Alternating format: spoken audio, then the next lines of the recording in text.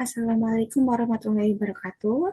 Selamat siang, Bapak Ibu peserta seminar yang saya hormati. Perkenalkan, nama saya Novalinda Syakira Eka Putri dari Program Studi Pendidikan Fisika FKIP Universitas 11 Maret. Nah, pada kesempatan ini, saya akan mempresentasikan penelitian saya yang berjudul Evaluasi Implementasi Micro Teaching berbasis TPEK menggunakan model JIPP pada mahasiswa pendidikan fisika Universitas 11 Maret.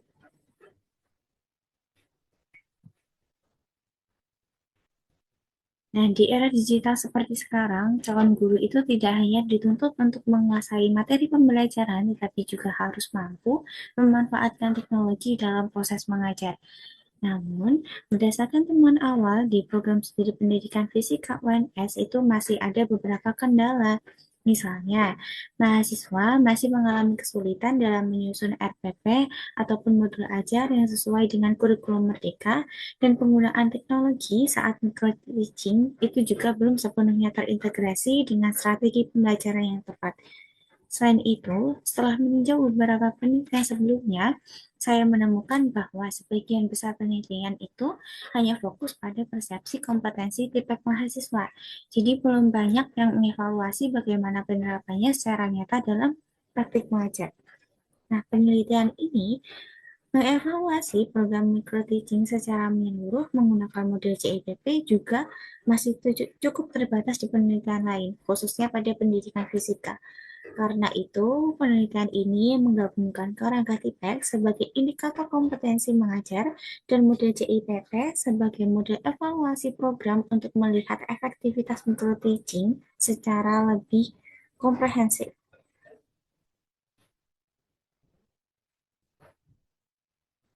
Penelitian ini menggunakan dua landasan utama, yaitu TIPEK dan JIPP.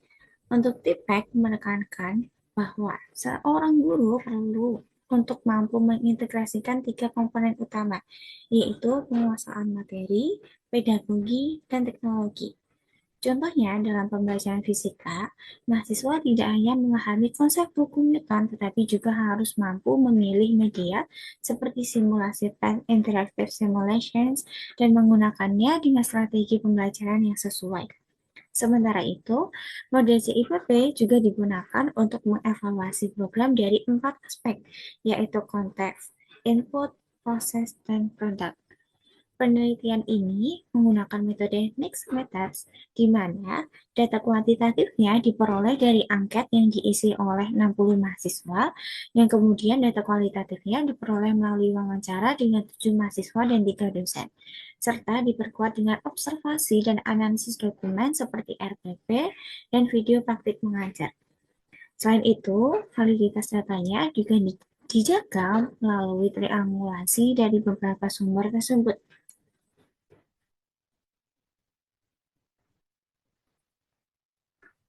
Nah, di sini berkaitan dengan hasil kuantitatifnya, itu berdasarkan dari hasil angket berdasarkan 4 dimensi CIPP.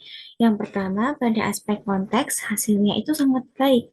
Sebanyak 98,3% mahasiswa menilai bahwa program ini relevan dengan kebutuhan mereka, dan 96,7% memahami tujuan program dengan baik. Hal ini menunjukkan bahwa program sudah memiliki tujuan yang jelas dan sesuai dengan kebutuhan mahasiswa. Lalu yang kedua berkaitan dengan aspek input, yaitu kesiapan penyusunan RPP atau rencana pelaksanaan pembelajaran itu tergolong tinggi, yaitu 93,3% dan kemampuan memilih teknologi mencapai 90%. Namun, kesiapan mental dan kemampuan menyusun strategi pembelajaran masih berada di kisaran 76-78%. Lalu yang ketiga, pada aspek proses, umpan balik dosen dinilai cukup baik oleh 91,7% mahasiswa. Namun, kemampuan mahasiswa dalam mengatasi hambatan saat praktik masih menjadi kelemahan dengan persentase 64,7%. Dan yang terakhir, pada aspek produk, hasilnya cukup positif karena terjadi peningkatan kepercayaan diri, keterampilan mengajar, dan refleksi diri mahasiswa. Namun meskipun begitu, tingkat kepuasan terhadap performa diri masih relatif lebih rendah dibandingkan dengan indikator yang lain.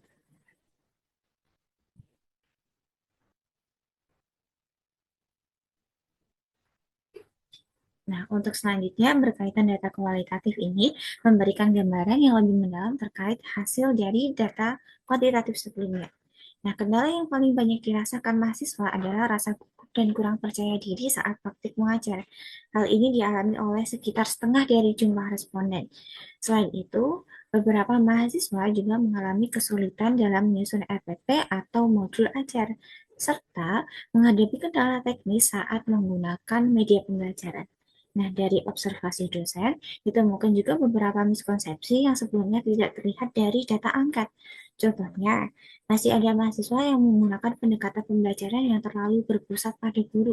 Ada juga yang kurang tepat dalam menerapkan model pembelajaran seperti problem-based learning dan discovery learning. Nah, pada aspek materi fisika, ditemukan juga nih miskonsepsi pada konsep hukum kolom, momentum, dan konservasi energi. Untuk media pembelajaran yang paling banyak digunakan mahasiswa itu adalah Canva dan Pen Interactive Simulation.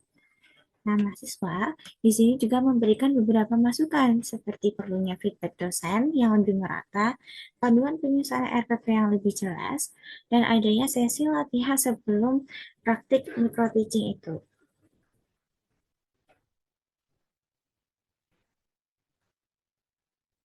Slide yang terakhir, berdasarkan hasil evaluasi menggunakan model CIPP, dapat disimpulkan bahwa program micro teaching berbasis TPEC di Pendidikan Fisika Universitas 11 Maret secara umum sudah berjalan dengan baik.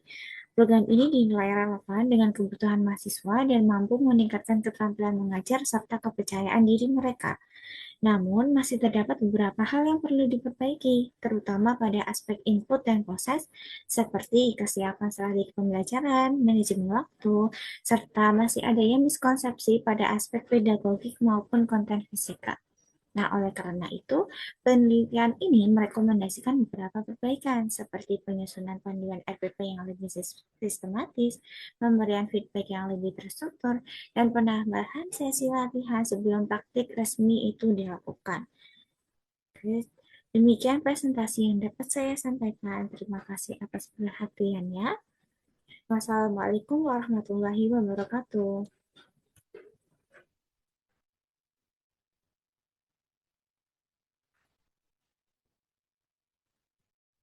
Assalamualaikum warahmatullahi wabarakatuh. Selamat pagi teman-teman, Bapak dan Ibu. Perkenalkan, nama saya Sukma Dudinda Raharjo. Saya Salsa Erlina Ningtyas. Dan rekan kami ada Bapak Wida Sunarno.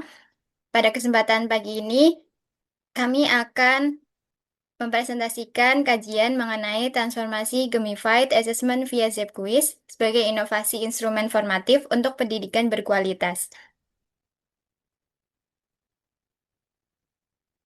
Bapak, Ibu, dan teman-teman sekalian, saat ini kita berada di era Society 5.0, namun dunia pendidikan masih terjebak dalam paradoks penilaian. Meskipun teknologi telah maju, praktik asesmen di lapangan masih didominasi metode konvensional berbasis kertas yang kaku. Hal ini dapat memicu tes anxiety yang menurunkan keterlibatan siswa secara drastis, sehingga potensi asli siswa sulit terpetakan. Padahal, mandat SDGs 4 dan kurikulum Merdeka itu menuntut kita menciptakan pembelajaran yang berpusat pada siswa atau student-centered untuk mengasah keterampilan abad 21. Sebagai solusi strategis, kita menghadirkan gamified assessment melalui platform Zepquiz. Inovasi ini mengubah beban ujian yang menakutkan menjadi tantangan yang menyenangkan dengan mengintegrasikan elemen permainan dan umpan balik instan. Dengan Zquiz, kita tidak hanya memfasilitasi kebutuhan guru akan data perkembangan siswa secara real-time, tetapi juga membangkitkan kembali antusiasme belajar siswa agar selaras dengan tuntutan pendidikan modern. Kemudian, berdasarkan latar belakang yang sudah dipaparkan, dapat diidentifikasi beberapa masalah sebagai berikut. Pertama, asesmen konvensional yang masih mendominasi yang menyebabkan rendahnya minat dan keterlibatan aktif siswa dalam proses pembelajaran formatif. Kemudian yang kedua, minimnya pemanfaatan media gamifikasi oleh pendidik untuk mendukung tuntutan kurikulum merdeka. Kemudian yang terakhir, perlunya analisis efektivitas ZQuiz sebagai asesmen inovatif yang berkualitas dan adaptif terhadap tantangan zaman. Kemudian, adapun manfaat penelitian secara teoritis, diharapkan dapat memperkaya khazanah keilmuan mengenai integrasi teknologi gamifikasi dalam evaluasi pendidikan. Kemudian secara praktis, hasil kajian ini dapat menjadi rujukan strategis bagi para guru, sekolah, ataupun pembuat kebijakan dalam memilih serta mengimplementasikan media kuis digital yang tepat guna menciptakan pengalaman belajar yang lebih interaktif, bermakna, dan berorientasi pada hasil belajar yang optimal di era digital ini. Kemudian, penelitian ini kita menggunakan metode systematic literature review, di mana pendekatan ini yang dilakukan secara sistematis untuk mengumpulkan, menelaah secara kritis, mengintegrasikan, serta merangkum berbagai hasil penelitian yang berkaitan dengan pertanyaan penelitian atau topik yang sedang dikaji.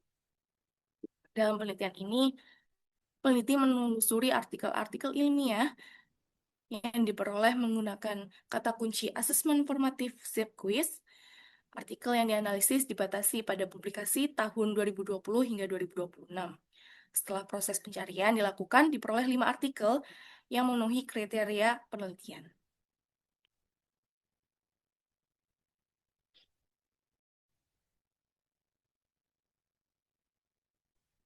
Baik, berdasarkan analisis terhadap 5 jurnal utama, ada dari Lestari Sunanto tahun 2025, Setianingrum tahun 2025, Hilmi dan Jasyah tahun 2025, Nikmah tahun 2026, dan Ulfa tahun 2026. Secara keseluruhan, ZQuiz ini terbukti memberikan dampak positif terhadap hasil proses dalam pembelajaran.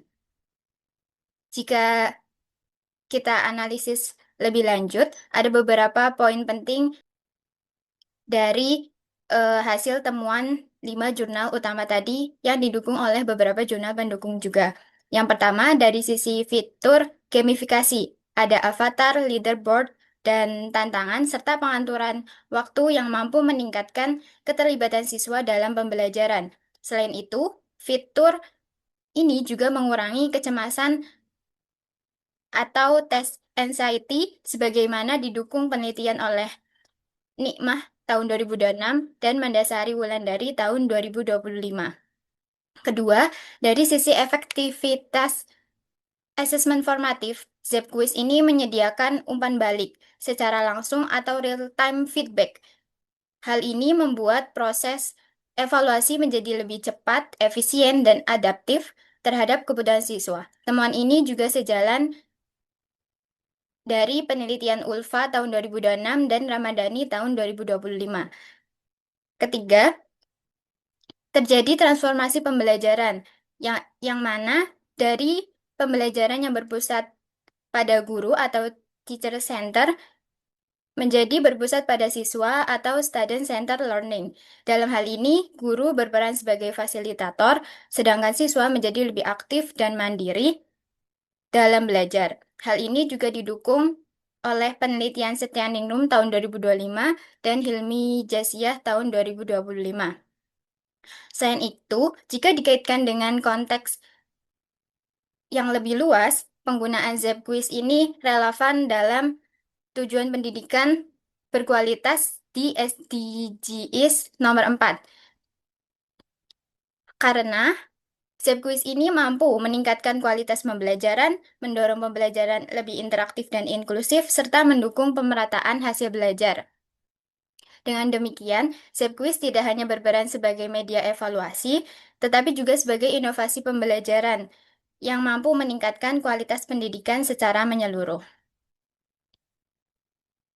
Terakhir, dapat disimpulkan bahwasanya penerapan gamified assessment melalui ZQuiz ini terbukti mampu mengatasi dominasi penilaian tradisional dengan menghadirkan asesmen yang lebih menarik, interaktif, dan meningkatkan keterlibatan siswa secara aktif. Selain itu, penggunaan ZQuiz ini juga menjadi solusi atas kurangnya pemanfaatan media gamifikasi oleh pendidik, sekaligus menunjukkan efektivitasnya sebagai instrumen asesmen yang inovatif, adaptif, dan mendukung pembelajaran berpusat pada siswa serta pendidikan berkualitas.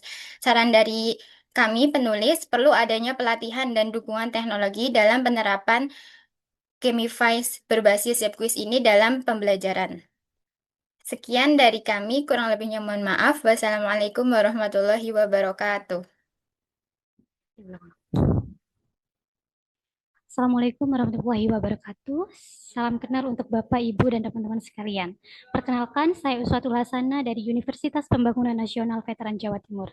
Pada kesempatan kali ini, saya akan memaparkan hasil penelitian saya yang berjudul Peran Turwegen sebagai Media Edukasi Wisata Sejarah di Kawasan Kota Lama Surabaya.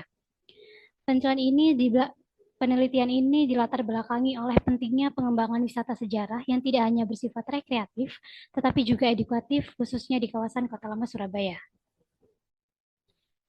Berikut adalah pendahuluan dari penelitian ini, yaitu di mana kawasan Kota Lama Surabaya ini merupakan salah satu daya tarik wisata sejarah yang memiliki nilai budaya dan juga historis yang tinggi. Namun, dalam praktiknya penyampaian informasi sejarah kepada wisatawan masih belum optimal dan cenderung kurang menarik. Hal ini berdampak pada rendahnya pemahaman wisatawan terhadap nilai-nilai sejarah yang ada di Kota Lama Surabaya. Di sisi lain, tren pariwisata saat ini menunjukkan pergeseran ke arah wisata yang lebih bermakna. Salah satunya adalah wisata edukasi atau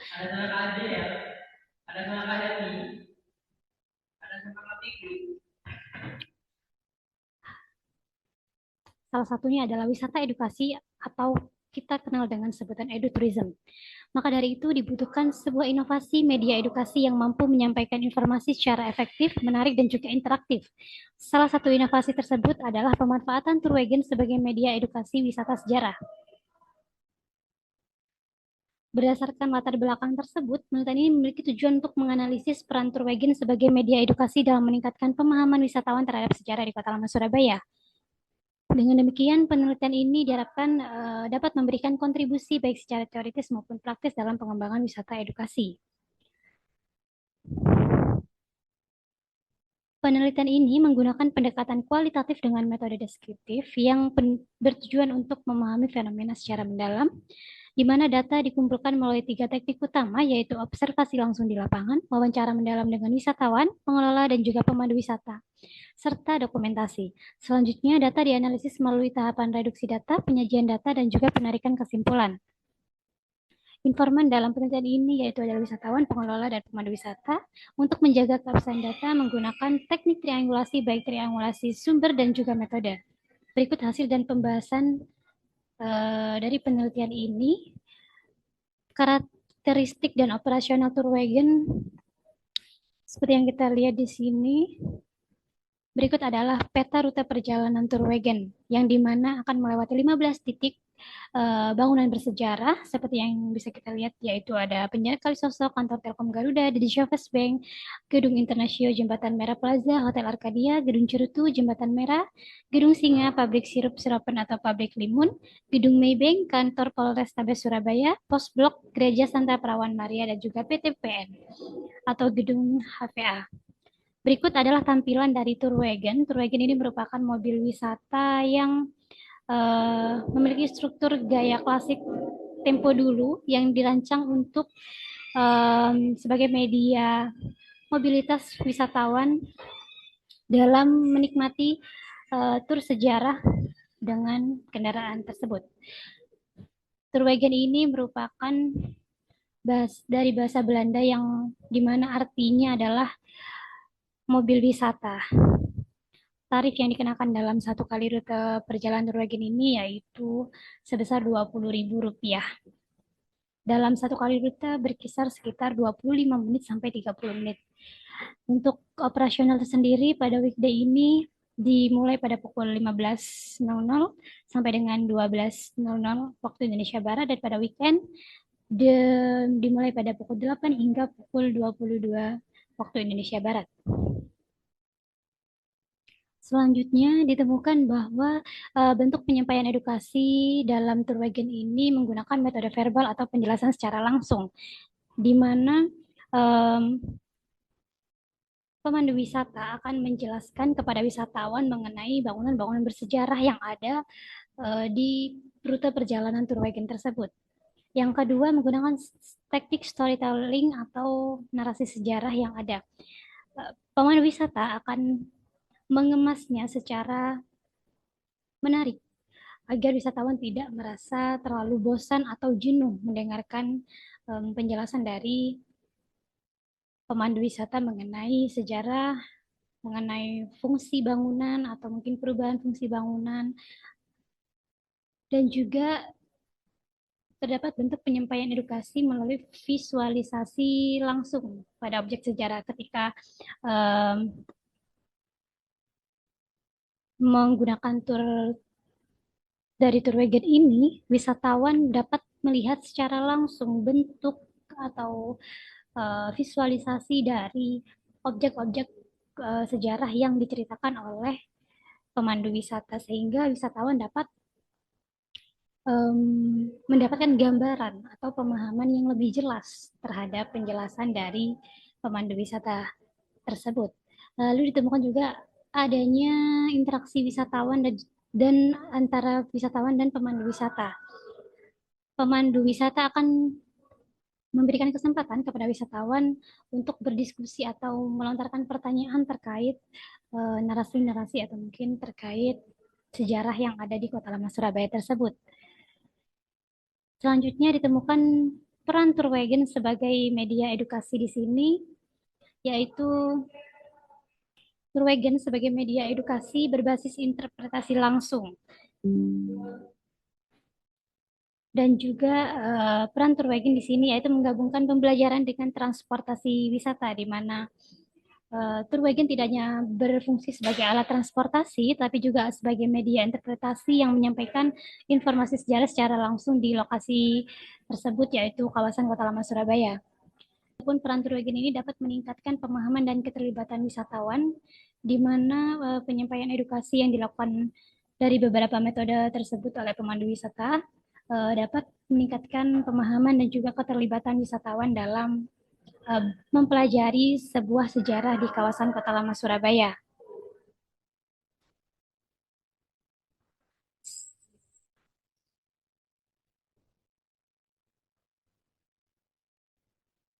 Sehingga dapat disimpulkan bahwa berdasarkan hasil penelitian ini, tour wagon merupakan media edukasi yang efektif dalam wisata sejarah karena mampu mengintegrasikan pengalaman rekreasi dan juga pembelajaran secara langsung,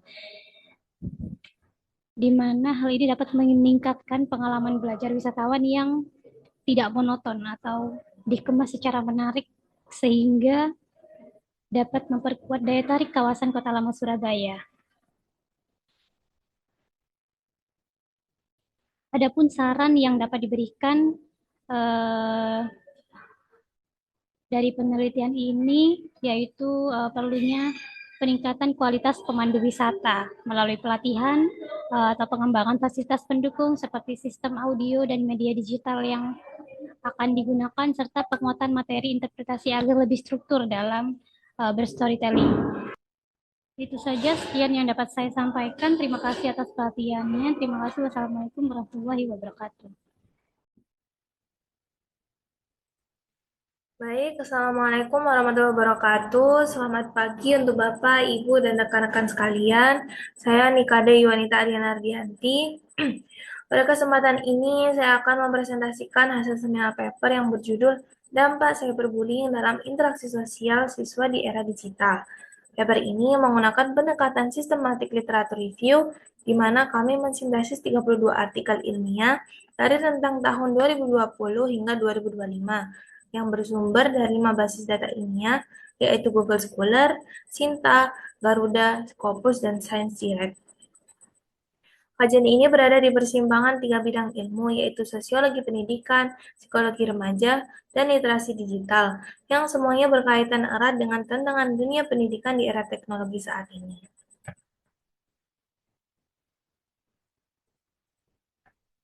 Selanjutnya, mengapa topik ini penting dan mendesak untuk dikaji? Yang pertama, dari data global, Cyberbullying Research Center mencatat bahwa 58,2% remaja di seluruh dunia pernah menjadi korban cyberbullying sepanjang hidupnya, meningkat drastis dari hanya 33,6% pada tahun 2016. Di tingkat nasional, UNICEF melaporkan 45% remaja Indonesia usia 14 hingga 24 tahun pernah menjadi korban cyberbullying. Sementara data JPPI mencatat lonjakan kasus kekerasan di sekolah dari 91 kasus pada tahun 2020 menjadi 573 kasus di tahun 2024, naik lebih dari 100% hanya dalam 1 tahun. Indonesia memiliki 167 juta pengguna aktif media sosial, dengan remaja sebagai kelompok penggunanya yang paling dominan. Platform utama yang menjadi arena cyberbullying di Indonesia adalah WhatsApp, Instagram, dan Facebook. Secara geografis, Jawa Timur mencatat angka tertinggi dengan 81 kasus di tahun 2024. Yang paling mengkhawatirkan, cyberbullying tidak hanya berdampak pada kesehatan mental, tapi juga secara nyata mengganggu cara siswa berinteraksi sosial. Selanjutnya, sekarang saya akan menjelaskan bagaimana penelitian ini dilakukan dan apa yang ingin dicapai. Penelitian ini menggunakan desain sistematik literatur review dengan panduan diagram alur prisma, sebuah standar internasional untuk penelitian sintesis literatur. Proses seleksinya berlangsung dalam 4 tahap, dimulai dari 483 artikel yang teridentifikasi dari 5 basis data. Kemudian, disaring berdasarkan judul dan abstrak menjadi 120 artikel, lalu dinilai secara full text hingga tersisa 45 artikel, dan akhirnya setelah penilaian kualitas metodologi menggunakan CASP, diperoleh 32 artikel final yang menjadi korpus analisis. Adapun penelitian ini menjadi 4 tujuan utama. Yang pertama, menganalisis bentuk-bentuk cyberbullying yang paling umum dialami siswa. Yang kedua, mengkaji dampaknya terhadap kualitas interaksi sosial, hubungan teman sebaya, partisipasi di sekolah, dan pola komunikasi. Yang keempat, mengidentifikasi faktor-faktor yang memperlemah atau memperkuat hubungan tersebut. Yang keempat, merumuskan implikasi praktis bagi dunia pendidikan Indonesia. Selanjutnya, hasil dan pembahasan. Hasil sintesis menunjukkan 4 temuan besar. Yang pertama, bentuk cyberbullying. Berdasarkan taksonomi Willard, terdapat 7 bentuk utama: flaming, harassment, cyberstalking, denigration, impersonation, outing dan trickery, dan exclusion. Yang paling umum adalah name calling atau ejekan nama, dialami oleh sekitar 32% remaja secara global. Yang kedua, jalur psikologis emosional. Cyberbullying memicu kecemasan, depresi, dan erosi kepercayaan diri pada korban. Dampak ini kemudian bermanifestasi dalam bentuk penarikan diri dari pergaulan dan isolasi sosial. Pada kasus yang berat, korban bahkan berisiko mengalami keinginan untuk mengakhiri hidup. Yang ketiga, jalur sosial behavioral. Secara langsung, cyberbullying merusak kualitas hubungan teman sebaya, mengurangi partisipasi dalam kegiatan sekolah seperti diskusi kelompok dan organisasi siswa, serta menurunkan prestasi akademik. Data global menunjukkan 64% korban menyatakan cyberbullying mempengaruhi kemampuan belajar dan rasa aman mereka di sekolah. Keempat, faktor risiko dan protektif. Di sisi risiko, anonimitas digital dan tekanan temanan sebaya dengan korelasi 0,537 menjadi pemicu terkuat. Di sisi protektif, regulasi emosi, strategi coping adaptif, serta dukungan dari orang tua dan guru BK terbukti mampu memitigasi dampak negatifnya. Terakhir, sebagai penutupan, ada 3 poin kesimpulan yang ingin saya sampaikan. Yang pertama, jalur dampak cyberbullying. Penelitian ini menghasilkan sebuah model konseptual yang menggambarkan bahwa cyberbullying berdampak melalui 2 jalur secara bersamaan. Jalur psikologis, emosional yang memicu kecemasan dan penarikan diri, serta sosial behavioral yang secara langsung merusak relasi sosial dan partisipasi siswa di sekolah. Model ini dikembangkan berlandaskan ekological sistem teori Bronfenbender dan sosial kognitif teori Bandura. Kesimpulan kedua, faktor risiko dan protektif. Anonimitas dan tekanan teman sebaya dengan koefisien korelasi 0,537 terbukti menjadi faktor risiko paling kuat. Namun, kontrol diri, strategi coping adaptif, serta dukungan sosial dari orang tua dan guru terbukti mampu menjadi pelindung yang efektif bagi siswa. Kesimpulan ketiga, implikasi kebijakan. Penanganan cyberbullying tidak bisa bersifat reaktif dan parsial. Diperlukan intervensi holistik berbasis sekolah yang mencakup penguatan literasi digital, program bimbingan konseling berbasis teknologi, serta dorongan terhadap regulasi platform digital yang lebih responsif terhadap keselamatan remaja. Seperti yang dirumuskan dalam penelitian ini, penanganan cyberbullying yang efektif menuntut pendekatan yang tidak hanya reaktif dan individual, melainkan holistik, preventif, dan melibatkan seluruh ekosistem pendidikan, dari siswa, guru, orang tua, hingga pembuatan kebijakan dan penyelenggara platform digital. Demikian presentasi saya. Terima kasih atas perhatiannya. Assalamualaikum warahmatullahi wabarakatuh. Assalamualaikum warahmatullahi wabarakatuh. Perkenalkan, nama saya Tiara Salsabila Rahmanti. Dan saya Muhammad Aryana Dawa Studiawan. Pada kesempatan kali ini, kami akan mempresentasikan penelitian kami dengan judul Potensi Taman Bhinneka Surabaya sebagai Sarana Edukasi Keberagaman Nilai Pancasila.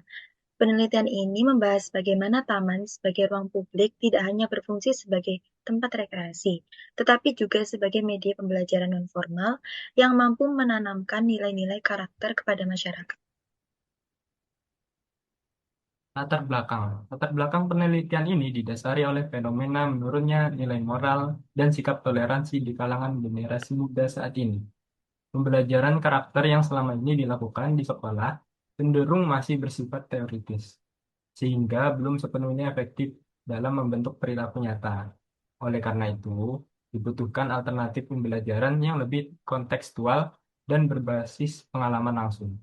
Salah satu solusi yang dapat dimanfaatkan adalah ruang publik seperti taman kota yang memiliki potensi sebagai media pembelajaran non-formal. Dalam hal ini, Taman Bhinneka Surabaya menarik untuk diteliti karena menghadirkan konsep keberagaman dan persatuan melalui desain lingkungannya. Tujuan dan metode. Tujuan dari penelitian ini adalah untuk menganalisis potensi edukasi Taman Bhinneka dalam mendukung penguatan karakter dan kesadaran keberagaman. Metode yang digunakan adalah deskriptif kualitatif. Pengumpulan data dilakukan melalui observasi langsung di lapangan serta studi literatur dari berbagai sumber ilmiah. Kemudian, data dianalisis melalui tahapan reduksi data, penyajian data, dan penarikan kesimpulan. Fokus penelitian ini meliputi desain taman, aktivitas pengunjung, interaksi sosial, serta potensi media edukasi yang ada di dalamnya. Selanjutnya, pada slide hasil pembahasan, menunjukkan bahwa Taman Bhinneka memiliki peran penting sebagai media edukasi berbasis ruang publik. Yang pertama, taman ini mampu merepresentasikan nilai keberagaman melalui desain visual seperti rumah adat dan simbol budaya dari berbagai daerah. Dan yang kedua, taman berfungsi sebagai media pembelajaran non-formal berbasis pengalaman, di mana pengunjung belajar secara langsung melalui interaksi dengan lingkungan. Dan yang ketiga, interaksi sosial yang terjadi dalam taman turut membentuk nilai karakter seperti toleransi, gotong royong, dan saling menghargai. Namun, masih terdapat beberapa kendala seperti kurangnya media interpretasi informatif dan interaktif serta program edukasi yang belum optimal.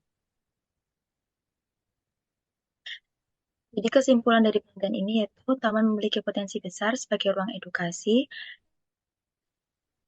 yang mampu memberikan pengalaman belajar secara langsung kepada masyarakat. Keberadaannya dapat mendukung pembelajaran konseptual sekaligus memperkuat nilai-nilai karakter berbasis Pancasila melalui interaksi sosial dan lingkungan yang nyata.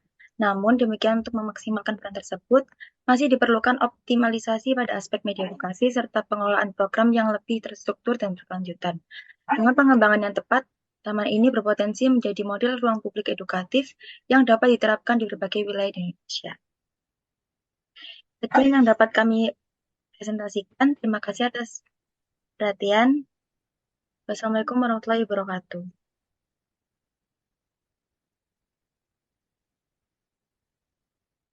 Assalamualaikum warahmatullahi wabarakatuh. Salam Om Swastiastu, Namo Buddhaya, salam kebajikan. Puji syukur kami panjatkan kehadirat Tuhan Yang Maha Esa. Perkenalkan, saya Isnaini Pratiwi dan rekan saya Disti Nurul Khairiyah.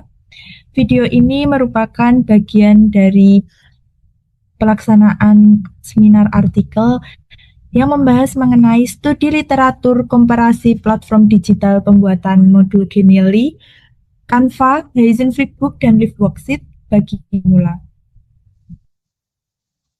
Judul tersebut diusung dari fakta lapangan, di mana hanya 35% pendidik Indonesia itu siap membuat bahan ajar digital. Kemudian 60% sekolah terpencil itu masih terkendala mengenai infrastrukturnya. Kemudian untuk yang kedua yaitu mengenai konsep e-modul, di mana konsep e-modul itu harus memiliki 4 sifat, di mana ada self-instruksional, self-content, adaptif, dan user-friendly.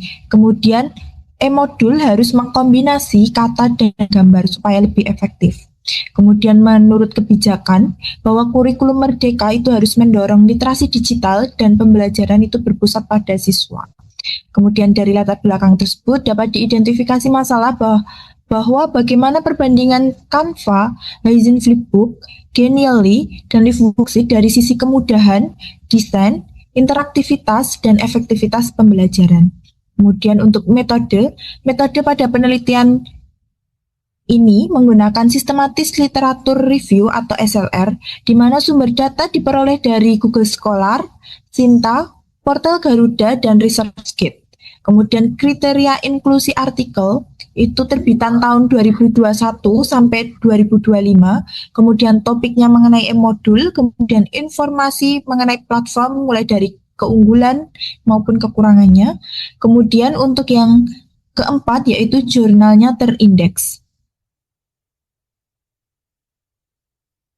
Kemudian mengenai pembahasan dari Canva, di mana validasi isi itu sangat baik, 94,4%, kemudian dari respon siswa itu 91,7%, kemudian platform Canva ini berdiri atau diluncurkan sejak tahun 2013. Kemudian platform Canva ini mengenai platform desain yang tampilannya itu menarik template-nya, kemudian untuk output-nya itu berbasis web. Kemudian untuk kelebihan dari Canva, yang pertama sangat mudah digunakan oleh pemula karena fitur-fiturnya sangat mudah digunakan. Kemudian desain visualnya menarik dan profesional karena di dalam Canva itu masih terdapat template yang tinggal kita gunakan saja. Kemudian yang ketiga dapat diakses di berbagai perangkat seperti laptop, tablet, smartphone, dan lain sebagainya. Kemudian untuk kekurangan dari Canva sendiri, yang pertama yaitu interaktivitasnya terbatas. Di mana interaktivitas terbatas ini, Canva tidak bisa mengerjakan soal secara langsung di Canva maupun mengerjakan LKPD, tetapi harus menginkludkan mengenai LiveWorksheet ataupun Google Form, memasukkan ke dalam Canva itu. Kemudian untuk yang kedua yaitu membutuhkan koneksi internet, di mana Canva tidak bisa digunakan secara offline, jadi harus terikat oleh koneksi internet seperti itu. Kemudian masuk yang kedua yaitu mengenai Haizen Flipbook, di mana kelayakan materi sebesar 97,5%, kemudian NG-nya 0,79, dan kelayakan bahasanya 95%. Kemudian ini berupa platform, nanti outputnya berbentuk PDF, akan tetapi PDF di sini berbentuk buku flipbook yang interaktif. Kemudian untuk kelebihannya, yang pertama tampilan menarik dengan efek membalik halaman, jadi kita seperti membuka buku nyata, tetapi bukunya itu berbentuk digital.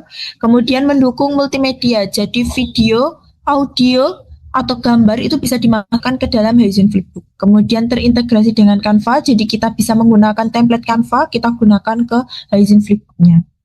Kemudian untuk kekurangannya, sama seperti dengan Canva, bergantung pada internet karena tidak bisa digunakan secara offline. Kemudian fitur interaktif masih terbatas. Kemudian yang ketiga, beberapa fiturnya masih premium atau berbayar seperti itu. Untuk penjelasan selanjutnya akan dijelaskan oleh rekan saya, Disti Nurul Khairiyah. Berikut penjelasan mengenai Genially dan LiveWorksheet. Genially adalah platform pembelajaran daring berbasis web yang beragam konten interaktif tanpa perlu pemasangan perangkat lunak. Genially memiliki kelebihan dan kekurangan. Kelebihannya yang pertama, bisa digunakan untuk pembuatan PPT, e-modul, permainan, kuis, dan lain. Yang kedua, banyak template. Yang ketiga, navigasinya menarik. Yang keempat, fitur interaktif pada tombol atau gambar bisa dibuat untuk bergerak. Yang kelima, aksesibilitas dan fleksibilitas melalui tautan URL. Yang keenam, kemudahan dalam penggunaan. Sedangkan kekurangannya yang pertama, perlu koneksi internet yang stabil. Yang kedua, fitur akun gratis sehingga terbatas. Jika ingin template atau fitur yang menarik, dapat memakai akun premium. Platform Geniali ini sudah pernah digunakan peneliti, yaitu NIMA pada tahun 2022, menunjukkan bahwa peminat yang tinggi dari siswa yaitu 33,3% menjadi 88,3% setelah penggunaan Geniali. Selanjutnya adalah penjelasan Lifeboxit. Lifeboxit adalah platform yang dapat mengubah lembar kerja berbasis PDF atau gambar menjadi versi digital interaktif dengan cara mengunggah materi yang sudah ada dan menambahkan elemen interaktif tanpa harus memulai dari awal. Lifeboxit sendiri memiliki kelebihan dan kekurangan. Untuk kelebihannya, yang pertama, interaktif, penilaian otomatis. Yang kedua, fitur multimedia seperti audio, video, drag and drop. Ini untuk pengisian jawaban. Yang ketiga, aksesibilitas dan fleksibilitas melalui tautan URL. Yang keempat, kemudahan dalam penggunaan. Sedangkan kekurangan dari Lifeboxit sendiri, yang pertama, memerlukan koneksi internet yang stabil agar pengeditannya tersimpan dengan cepat. Kemudian yang kedua, fitur akunnya itu gratis sehingga terbatas. Jika ingin fitur yang lebih menarik, maka perlu akun yang premium. Untuk yang ketiga, proses pembuatan membutuhkan waktu yang lumayan lama, tergantung pengeditan lembar kerja masing-masing. Platform digital Lifeboxit ini pernah digunakan pada penelitian Atmojo pada tahun 2022, di mana peningkatan pembelajaran kognitif dalam sains siswa itu pada siklus 1, yaitu persenannya 61,90% menjadi 90,48% pada siklus 2. Berikut adalah tabel perbandingan dari Canva, Haizen Flipbook, Geniali, dan Lifeboxit, di mana di sini ada dimensi penilaian, yaitu yang pertama ada kemudahan penggunaan sebagai berikut, tingkat interaktivitas sebagai berikut, kualitas estetika sebagai berikut, kebutuhan internet sebagai berikut, umpan balik otomatis sebagai berikut, pemantauan kemajuan siswa sebagai berikut, ekspor outline sebagai berikut, biaya dasar sebagai berikut, integrasi multimedia sebagai berikut, kesesuaian penggunaan utama sebagai berikut, skor validasi tertinggi teratur sebagai berikut. Tinjauan pustaka sistematis dari keempat platform ini dapat disimpulkan bahwa keempat platform tersebut yang telah diteliti itu mampu menghasilkan e-modul digital yang valid, praktis, dan efektif dalam meningkatkan kualitas pembelajaran. Setiap platform itu memiliki keunggulan komparasi yang khas. Tidak ada satu platform yang memiliki keunggulan mutlak di semua aspek. Pemilihan platform yang optimal itu perlu mempertimbangkan faktor kontekstual seperti tujuan pembelajaran, keterampilan teknologi pendidik, ketersediaan internet, anggaran, dan karakteristik peserta didik. Demikian pemaparan yang dapat saya dan rekan saya sampaikan. Semoga materi penjelasan ini memberikan manfaat dan wawasan baru bagi kita semua. Saya ucapkan terima kasih atas perhatian dan waktu yang telah Bapak, Ibu, serta teman-teman luangkan. Apabila ada hal yang ingin ditanyakan atau dibahas lebih lanjut, silakan tulis pada kolom komentar. Saya dan rekan saya akan berusaha menjawab setiap pertanyaan yang masuk sebaik mungkin. Terima kasih dan sampai jumpa. Wassalamualaikum warahmatullahi wabarakatuh.